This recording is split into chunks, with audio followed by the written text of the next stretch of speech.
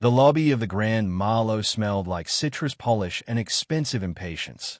Crystal chandeliers threw soft light over marble floors that were too clean to feel real. A pianist in the corner played something slow and elegant, like the building itself was holding its breath. And right in the center of it all, an older black man stood at the front desk with a small overnight bag by his feet, his hands folded calmly as if he'd all the time in the world. He wore a charcoal coat that had seen honest seasons. His shoes were shined but not flashy. His hair was silver at the temples. His posture was straight, quiet, unshakable. Across from him, the receptionist smiled with her teeth and not her eyes. "I'm sorry, sir," she said, voice bright enough to cut glass. "We're fully booked." The man blinked once. "Your website showed availability. A standard king. One night." She tapped her keyboard with exaggerated patience, the way someone pretends to look for something they've already decided you don't deserve. Behind him, a line had formed. People in designer coats, a couple dragging matching luggage sets, a man in a tailored suit glancing at his watch like the seconds were personally insulting him. A woman in a white puffer jacket leaned toward her friend and whispered loud enough for the lobby to hear, "He's at the wrong place." The receptionist didn't correct her. She didn't have to. Her silence did the work. The older man's gaze slid across the lobby, past the gold-trimmed pillars, past the velvet seating area where few guests watched with open curiosity, past the security guard near the door who had turned his head at the sound of raised voices. "I'm not asking for a favor," the man said softly. "I'm asking to book a room." The receptionist's smile sharpened. "We have standards," she replied, and the word landed like a slap dressed up as policy. "It's a premium property. Rooms require a card on file." And her eyes flicked down to his bag, to his coat, to the parts of him she'd already judged a valid ID. He reached into his pocket without sudden movement, pulling out a worn leather wallet. He laid his ID on the counter with care, like it was something that deserved respect even if she didn't. She didn't pick it up right away. Instead, she leaned slightly toward the security guard and said, "Marcus, can you come here a moment?" The guard, tall and broad, approached with professional caution. He looked the man up and down, then looked at the receptionist as if waiting for the script. "Yes? There's a situation," she said. "This gentleman is refusing to accept that we're fully booked and is causing a disturbance." A disturbance. The older man didn't move. He didn't raise his voice. He didn't demand. He just stood there, breathing evenly, eyes steady. A teenage boy near the lounge chairs lifted his phone and started recording. The camera flash flickered as he adjusted his angle. Somebody else followed, an influencer-looking woman with perfect hair and a ring light clipped to her back. She raised her phone and whispered, "Oh my God, are they really doing this?" The pianist's hands faltered. A wrong note rang out and died. The older man turned slightly, not toward the camera, but toward the growing murmur of the crowd. "Sir," the guard said, voice low, the way people speak when they want you to obey without making a scene. "Why don't we step aside and talk?" The receptionist exhaled dramatically, as if burdened by his presence. "We can't have loitering at the front desk. It makes guests uncomfortable." A woman in line scoffed, loud and impatient. "Can we move this along? Some of us have reservations." The older man looked at her, not with anger, but with something that made her look away, an old, tired knowing. He turned back to the receptionist. "I have money. I have ID. I have a right to be treated like anyone else standing here." The receptionist's cheeks flushed. "Are you implying?" "Yes," he said, still calm. "I am." The air tightened. The lobby felt smaller, as if the chandelier light had dimmed. The guard shifted his weight. "So, if you don't cooperate, we may have to escort you out." "Escort? Out?" The word brought a ripple through the onlookers. Phones rose higher. The influencer whispered to her camera, "This is happening live, y'all." The receptionist's voice rose a notch, sweetened by authority. "We have a duty to protect our guests. If someone is acting suspicious." "Suspicious," the older man repeated, gently, like he was tasting the lie. She looked at the guard again, and this time her tone hardened. "Marcus, please." The guard's hand moved toward his radio. And that was when the older man, still unhurried, reached into his inside coat pocket. Not for a weapon, not for anything threatening, just a small, matte black phone. He unlocked it, scrolled once, then held it up so the receptionist could see the screen. Her smile faltered. For the first time, her eyes widened with something that wasn't superiority. It was uncertainty. The older man's voice was quiet enough that the cameras had to strain to catch it, but the words landed like thunder. "Before you call anyone," he said, "you might want to look at who you're about to throw out." He turned the phone slightly, just enough for the security guard to glimpse the display. The guard's expression changed, fast, like a mask slipping. The lobby went still, and somewhere in that hush, 1,000 invisible gears began to turn. That morning, the city had woken up gray. Rain slid down the windows of a modest townhouse on the east side, tracing slow lines like the sky was thinking hard about something it didn't want to say. Inside, the older man stood at his kitchen sink, rinsing a coffee mug with the patience of someone who had learned not to rush what mattered. His name was Malcolm Reed. He didn't wear it like a badge. He carried it like a history. On the counter, beside a stack of letters and a folded newspaper, sat a framed photo. A younger Malcolm in a worn suit, standing beside a woman with a wide smile and eyes full of stubborn hope. Behind them, an unfinished building rose like a promise still under construction. Malcolm's thumb brushed the edge of the frame as he passed. "You'd laugh at me," he murmured to the photo, as if she could hear him. "Sneaking around like this." He moved through the small kitchen with the ease of routine. Nothing in his home shouted wealth. No marble counters. No flashy gadgets. But everything was cared for. Clean. Solid. Intentional. The kind of home built by someone who knew what it meant to stretch a dollar until it became a future. He sat at the table and opened the newspaper. The headline caught his eye immediately. Grand Marlowe Hotel faces staffing complaints. Guest discrimination allegations. His jaw tightened. He read every word.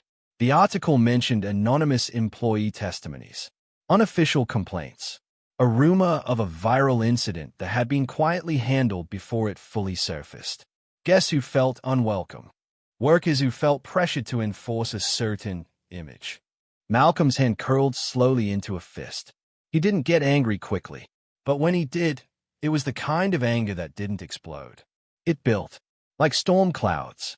The Grand Marlowe wasn't just any hotel. It was his. Not in the way most people imagined ownership, some distant investor living on a yacht. Malcolm Reed had built it from the ground up, brick by brick, decision by decision, sacrifice by sacrifice. He'd started as a maintenance man at 17, sweeping floors in a downtown motel while his friends chased faster money and quicker risks. He'd watched guests treat staff like furniture. He'd watched managers smile while cutting hours. He'd watched good people get worn down by bad systems. He'd promised himself something then. If he ever had a place of his own, it would be different. For years, he worked 2 jobs, then 3. He saved, invested, studied, asked questions until people stopped laughing at him and started listening. He bought a small, failing motel when banks wouldn't touch him, using money he'd scraped together and a loan from an older woman in his neighborhood who believed in him more than he did. He renovated it himself. He painted walls with his own hands, fixed pipes at midnight, replaced carpets on his knees, learned every corner of that building like it was a living thing. And when it finally turned a profit, he didn't run.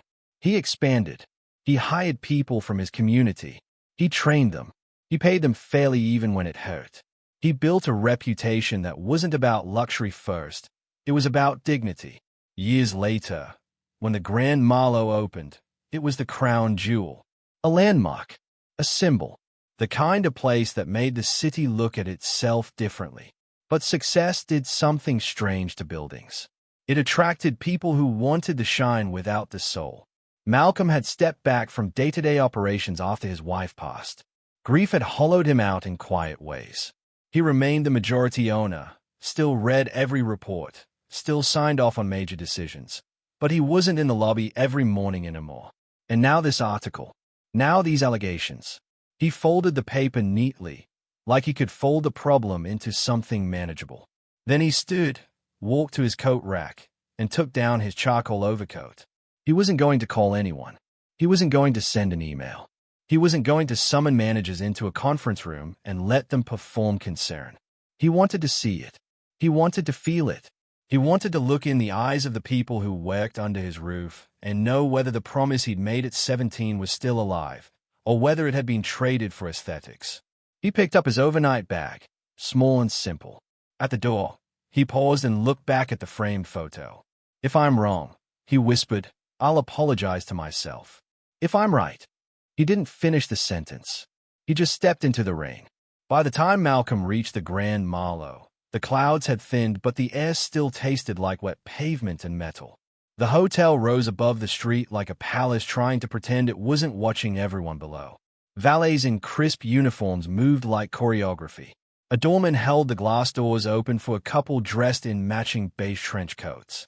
Laughter floated out with a warm rush of lobby air. Malcolm walked in without hesitation. No one recognized him. Not at first. And that was the point. He moved through the entrance and felt the familiar thrill and ache of his own creation. The polished floors, the soft lighting, the scent he'd personally chosen years ago because it reminded his wife of oranges in winter. He watched. He listened. A young concierge greeted a guest warmly, then turned cold when a delivery driver stepped forward with a clipboard. A bellhop rolled his eyes at an older woman asking for directions. Two staff members whispered and laughed behind their hands while watching a family in modest clothes approach the desk. It wasn't blatant, not if you wanted to pretend you didn't see it. But Malcolm had lived his whole life in the space between what people said and what they meant. He approached the front desk, and a receptionist looked up. Her hair was perfectly styled, her blazer fitted, her lipstick sharp. Her name tag read, Kelsey. She smiled automatically. Then her eyes scanned him, and something shifted, small, but unmistakable. The smile stayed. The warmth left. "Welcome to the Grand Marlowe," she said, as if reading off a script. "How may I assist you?" "I'd like to book a room," Malcolm replied. "One night. Standard king." Her fingers paused above the keyboard. "Do you have a reservation already?" she asked. "No." Her gaze dipped to his bag again, to his coat, to the way his hands rested calmly on the counter, not fidgeting, not performing. "We're very busy today," she said. "It's possible we don't have availability." "The website showed availability," Malcolm said. Kelsey's smile tightened. And then, with a practiced ease that made Malcolm's stomach go cold, she began to push him out of belonging one polite word at a time. That was when the confrontation began. Back in the lobby, the air felt thicker than before, as if the building itself knew something was wrong and didn't know how to intervene. The security guard's radio crackled softly. Kelsey's hand hovered near Malcolm's ID, still untouched, like it might stain her. The live stream on the influencer's phone now had a comment stream flooding in so fast the words blurred. "Is this real? Why are they treating him like that? Grand Marlowe? I stayed there last year." Someone tagged the news. A man in a suit stepped out of line and spoke with the confidence of someone used to being heard. "Sir, maybe you should just leave," he said. "You're holding everyone up." Malcolm turned his head slightly, his eyes calm but piercing. "I'm not holding anyone up. They are." The man scoffed. "They said they are booked." Malcolm nodded once, as if acknowledging a child repeating something they didn't understand. Then he looked back to Kelsey. "Run the booking," he said simply. Kelsey's cheeks reddened. "I already told you." "Run it," Malcolm repeated, his voice still low. Kelsey's eyes flicked to the growing crowd, the phones, the security guard. Her confidence wavered just enough to show the crack beneath. She snapped, "Marcus, please. He's harassing me." A gasp traveled through the lobby like a ripple on water. "Harassing?" someone muttered. The guard's stance widened, more defensive now. "Sir, I'm going to ask you one more time to step away from the desk." Malcolm's gaze met his. "What's your name?" The guard blinked. "Marcus." "Marcus," Malcolm said, like he was filing it somewhere important. "Have I threatened anyone?" "No, but..." "Have I raised my voice?" "No." "Have I touched anyone?" Marcus hesitated. "No."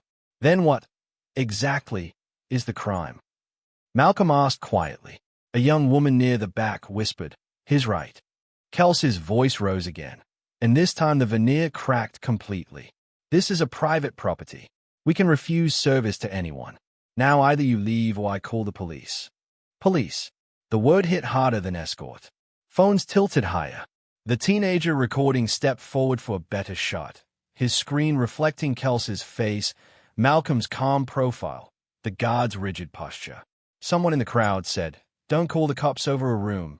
Are you serious?" Kelsey glared. "This is my job. I'm not going to be intimidated." Malcolm didn't flinch. "No one is intimidating you. You're making guests uncomfortable," she insisted, gesturing vaguely to the line. Yet several people were now staring at her with discomfort of their own. The influencer's livestream had climbed into the thousands. You could feel it, like an invisible audience pressing against the glass walls. A man by the lounge chairs called out, "Hey, lady, just book him a room." Kelsey snapped, "Stay out of it." A hush fell again. The pianist stopped playing entirely. Malcolm inhaled slowly, exhaled slower. Then he did something that made the lobby tilt. He reached into his coat. Kelsey stiffened, eyes flashing toward Marcus like see. But what Malcolm pulled out was only his phone. He tapped the screen and held it up. Kelsey's eyes narrowed, then widened. Marcus leaned closer, and his face drained of color. "What is that?" Kelsey demanded, trying to keep her voice firm. Malcolm didn't answer her immediately. Instead, he looked past her, toward a framed wall display behind the desk.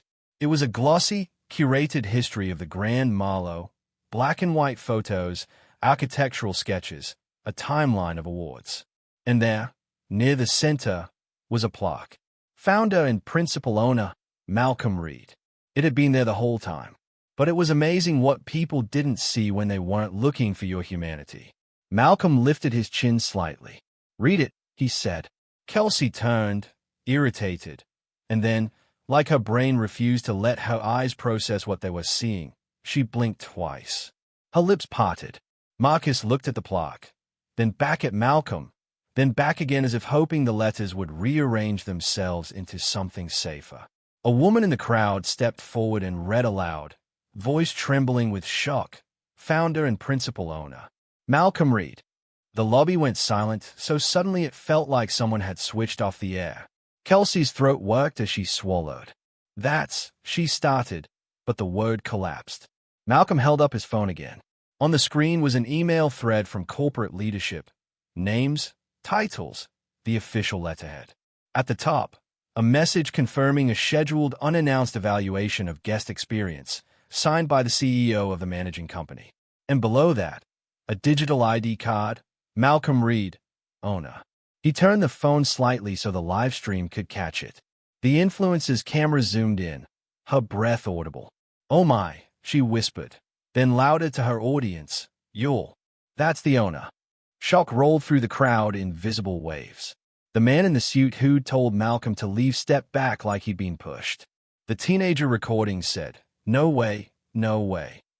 Kelsey's face went pale, then flushed, then pale again, like humiliation and disbelief were fighting for control. Marcus straightened quickly, his voice suddenly respectful. "Mr. Reed, sir, I didn't."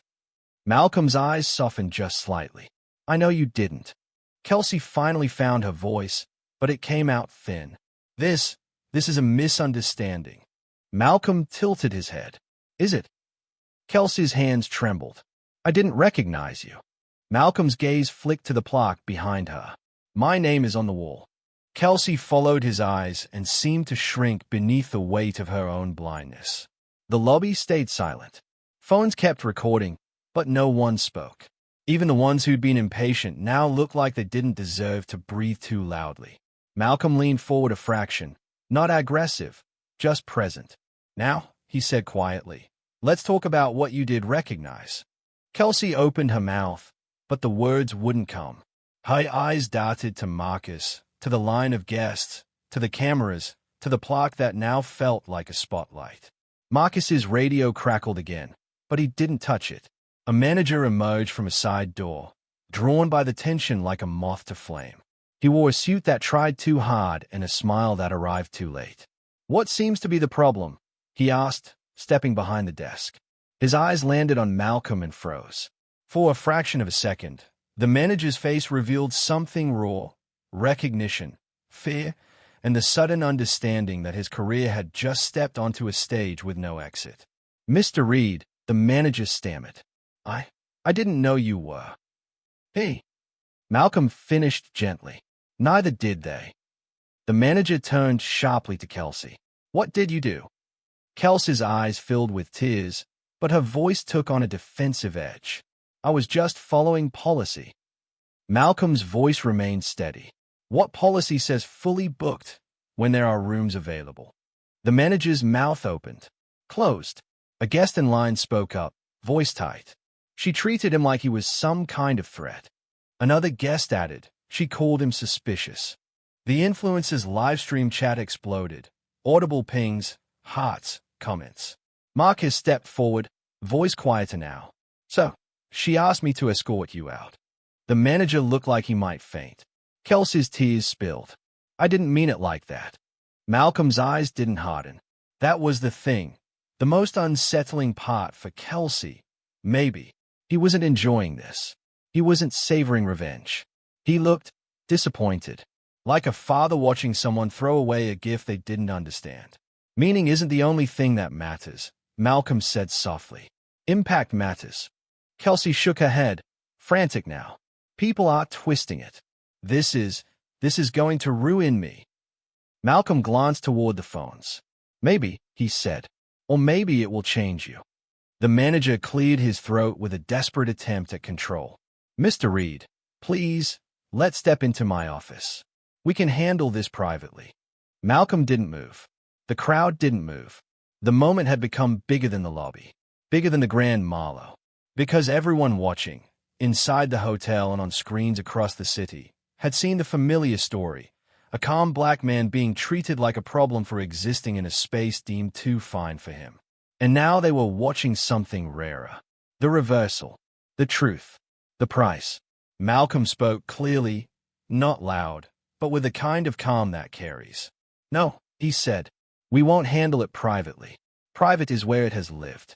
Private is how it survives." The manager's face tightened. "Sir." Malcolm lifted a hand, gentle. "I'm not here to embarrass anyone. I'm here to understand what has been happening in my building." He turned slightly to the guests. "If you recorded, keep recording," he said. "Not because I want spectacle, because accountability requires light." Kelsey let out a small sound, half sob, half gasp, as if the floor beneath her had finally cracked. The manager's phone buzzed in his pocket. Then again. He pulled it out, glanced at the screen, and his face went ashen. He didn't need to say what it was. Everyone knew. Corporate was watching now, too. The manager's lips trembled. "Mr. Reed, corporate is calling." Malcolm nodded once. "Put it on speaker." The manager hesitated. Malcolm's gaze held him steady. The manager pressed the button, hands shaking, and lifted the phone. A voice filled the lobby.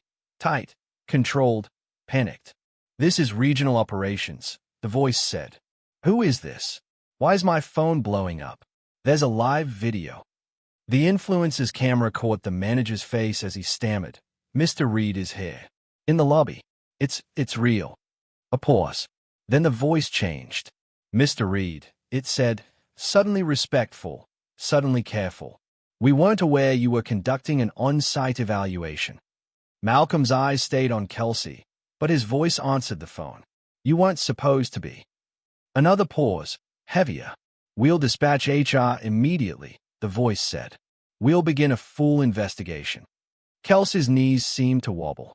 Malcolm continued, calm as water. "Not just her," he said. "Everyone. Training, complaint procedures, hiring practices, guest treatment, staff treatment, all of it." The voice on speaker swallowed audibly. "Yes, sir." The manager's phone buzzed again. Another call, another alert. Outside, through the glass doors, a local news van slowed on the street like it had caught the scent of a story. Inside the lobby, the world had shifted, and Kelsey stood at the center of it, watching her own choices ripple outward like cracks through ice. The fallout hit fast. By evening, the clip had been reposted everywhere, stitched, Captioned, analyzed, debated. Owner exposes hotel discrimination live. Receptionist calls older man suspicious, then learns he owns the place. Grand Marlowe under fire after viral lobby incident. A morning show replayed the moment Kelsey turned toward the plaque and went pale. A legal analyst discussed refusal of service and civil rights implications. A former employee posted a thread that began with, "You'll have no idea how long this has been happening." Sponsors paused partnerships. A luxury travel influencer who'd praised the Grand Marlowe last month posted a new video. "I can't support this until they address it." The hotel's booking line flooded, not with reservations, but with demands. The managing company's stock, already shaky from unrelated scandals, dipped. Not a crash, but enough to sting. Enough to make boardrooms sweat. And in the center of it, Kelsey sat alone in her apartment, phone buzzing nonstop, watching strangers dissect her face frame by frame like they could find her soul in a freeze frame. Some comments were cruel. Some were righteous. Some were terrifying. Fire her. Sue her. She's not sorry. She's sorry she got caught. That's how they all are. I used to work there. It's worse than you think. This could have gotten him killed. That last one made her stomach turn. Because it was true. It didn't matter that Marcus hadn't drawn a weapon. It didn't matter that no police arrived. Kelsey had reached for a system that, in other moments, had ended lives. And she had done it over a man asking for a room. Her manager called her the next morning. His voice was flat, rehearsed. "HR wants you in at 10.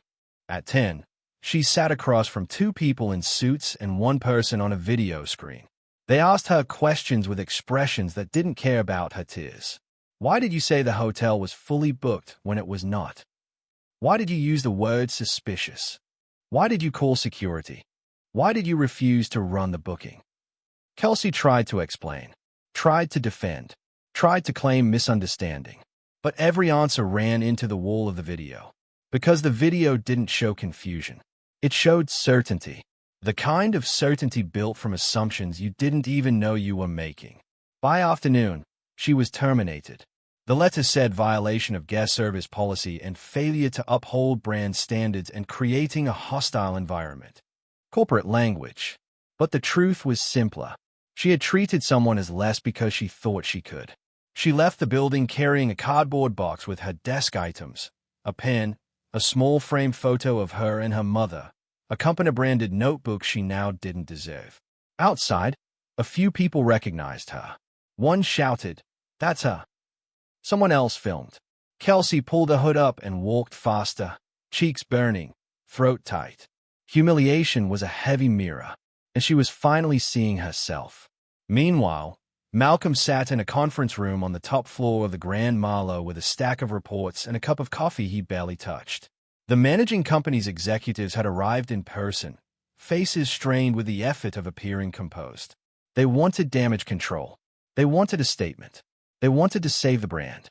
Malcolm wanted the truth. He called in staff members, one by one, housekeepers, bellhops, concierges, kitchen workers, front desk agents. He asked them one question. "Tell me what it feels like to work here." At first, they were cautious, eyes darting, shoulders tense. Then someone spoke. Then someone else. And suddenly the room filled with stories, small humiliations, quiet biases, unspoken rules about the kind of guests we cater to, the pressure to judge people before helping them. A housekeeper described being told not to make eye contact with certain guests because it makes them uncomfortable. A bellhop admitted he'd been trained to offer extra help to guests who looked wealthy and keep it quick with others. A front desk agent confessed that Kelsey wasn't the only one who'd refused walk-ins based on vibe. Malcolm listened without interruption, and when the room finally fell quiet, he leaned forward. This hotel was built to be a place where anyone who walks through the door is treated like they belong, he said. If that's not happening, then I didn't build a hotel. I built a lie. The executives shifted uncomfortably. One of them tried to interject. "Mr. Reed, of course we take." Malcolm raised a hand. "No more phrases," he said softly. "No more we take this seriously. Take it seriously means action." He slid a folder across the table. Inside were new policies, training plans, accountability structures. And one more page. A termination notice. Not for Kelsey. For the general manager. For the regional operations lead. For the training supervisor. For anyone who had cultivated a culture where Kelsey felt empowered to do what she did. The executive stared. One swallowed hard. You can't. I can, Malcolm said gently. And I will.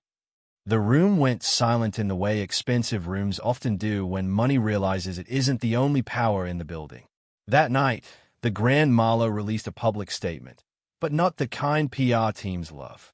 It included specifics, terminations, investigations, partnerships with equity consultants, a public forum, a scholarship program for hospitality students from underserved communities, and a commitment to transparently report progress quarterly. It ended with a line from Malcolm Reed. Luxury without dignity is just decoration. The statement didn't erase the harm, but it signaled something rare, a consequence that reached beyond a single person. 2 days after the incident, Malcolm returned to the lobby. It looked the same, chandeliers, marble, polished air. But the staff moved differently. More attentive, more careful, less rehearsed. Marcus stood near the entrance again, shoulders squared, eyes alert. When he saw Malcolm, he approached. Sir, Marcus said quietly, I want to apologize. Malcolm studied him. For what? For not asking more questions, Marcus said. For stepping in because someone told me to, instead of because I saw danger. Malcolm nodded slowly. It's hard, Malcolm said. Sometimes you're trained to obey the loudest voice, not the right one. Marcus's jaw tightened. I keep thinking, if you weren't you. Malcolm finished gently, if I wasn't the owner. Marcus swallowed, eyes shining with something heavy. Yes. Malcolm placed a hand on Marcus's shoulder, not as a boss, but as an elder. That thought should keep you awake, he said softly. Not because you're bad. Because you're human, and humans can be trained into harm. Marcus nodded, blinking fast. What do I do? Malcolm's voice was quiet, but it filled the space. You slow down, he said. You ask questions. You remember that your job is not to protect a building. Your job is to protect people. Marcus nodded again, like the words were sinking into bone. The lobby doors opened then, letting in a gust of cold air and a family of 4. 2 parents, 2 kids, dressed neatly but simply. The little boy clutched a stuffed bay. They approached the desk hesitantly, eyes flicking around the grandeur. A young front desk agent stepped forward, smiling warmly. Welcome, she said. How can I help you today? The father cleared his throat. We're hoping to get a room. We don't have a reservation. The agent didn't hesitate. Of course. Let's see what we have. No pause. No scanning, no judgment, just service, just dignity. Malcolm watched quietly. The world didn't change in speeches. It changed in moments like that. Small, ordinary moments that used to be loaded with cruelty, now made light by kindness. Later that afternoon, Malcolm stood in a staff meeting room with chairs arranged in a circle.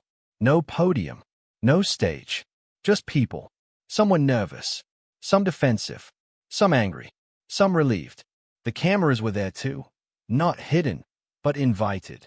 A local journalist sat quietly in the corner, notebook ready. The influencer from the lobby was there as well, but this time she wasn't grinning. She looked sober. Malcolm stood in the center of the circle, hands folded the same way they had been at the front desk. He looked at the staff and spoke, not as a man who'd just gained power, but as someone who'd carried it for decades. I'm not here to punish you into being good, he said. The room was quiet. I'm here because we have to understand something, Malcolm continued. Bias doesn't always come with shouting. Sometimes it comes with a smile. Sometimes it comes with policy. Sometimes it comes with standards. A few staff members lowered their eyes.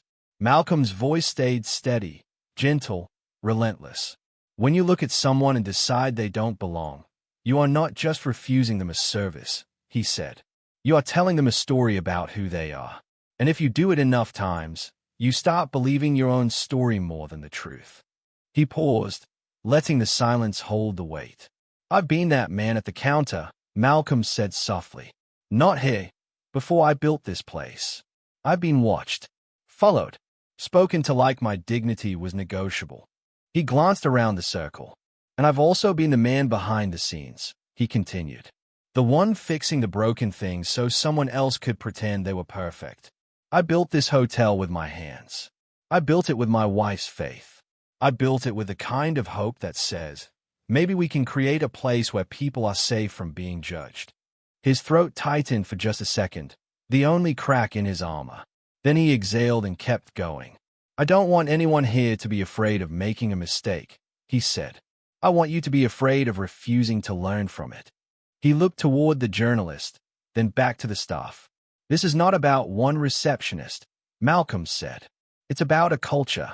And culture is not a poster in the break room. Culture is what you do when you think no one important is watching. His gaze swept the circle, and it felt like it landed on each person individually. Let me give you something to remember, he said quietly. Everyone who walks through those doors is somebody's whole world. Someone's father, someone's mother, someone's child, someone's dream. You don't get to decide who deserves respect. Respect is the starting point. He let the words sit.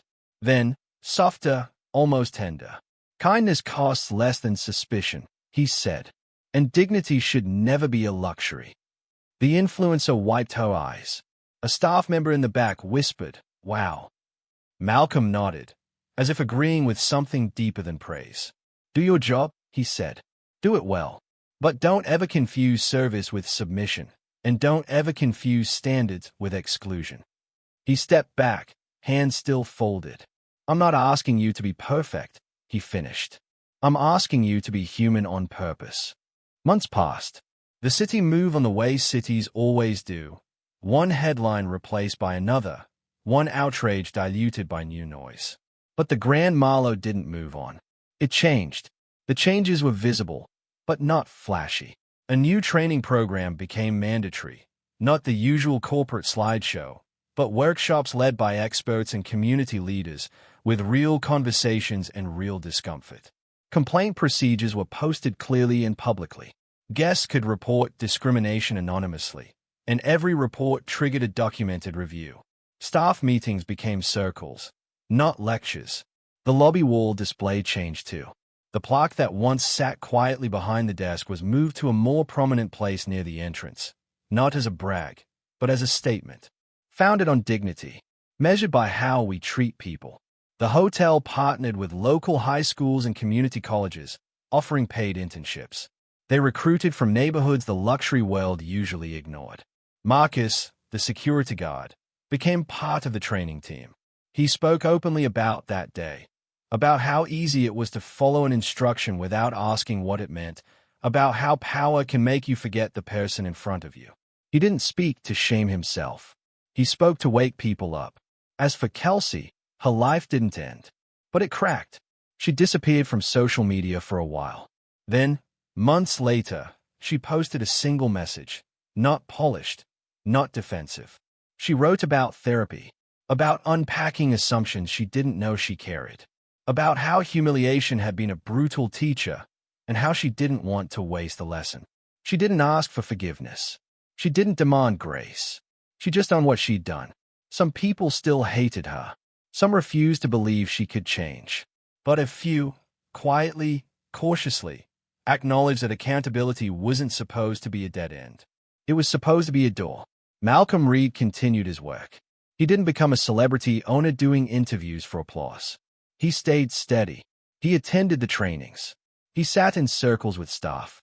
He met with community leaders.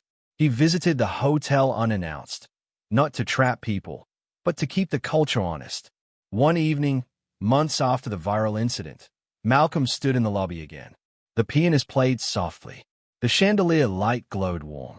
The marble floors reflected people walking freely, without fear of being measured by their clothes.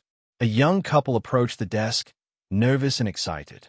A front desk agent greeted them with genuine warmth. "Welcome," she said. "We're glad you're here." The words were simple, but Malcolm felt something in his chest loosen, like a knot he hadn't realized he'd been carrying. He looked around at the lobby, at the staff, the guests, the ordinary flow of people existing without being questioned. And he thought about that moment months ago when Kelsey had said, We have standards. He thought about how quickly standards can become a weapon. He thought about how easily a building can become a gate. Malcolm walked toward the entrance, pausing beside the new plaque. He watched a man in work boots step inside, carrying a small bag, eyes cautious like he wasn't sure he belonged. A concierge approached him with a smile that didn't hesitate. "Good evening," she said. "How can I help you?" The man's shoulders dropped slightly, relief visible. Malcolm closed his eyes for a brief second. This was a reversal that mattered. Not the shock, not the silence, not the viral moment, the quiet change afterward. He stepped into the night air, the city lights reflecting in the glass behind him. And as he walked down the steps, he carried one question like a lantern, one that didn't belong only to hotels, but to every place where someone decides who belongs and who doesn't. When you look at a stranger, do you see a person first, or do you see a story you've already written about them?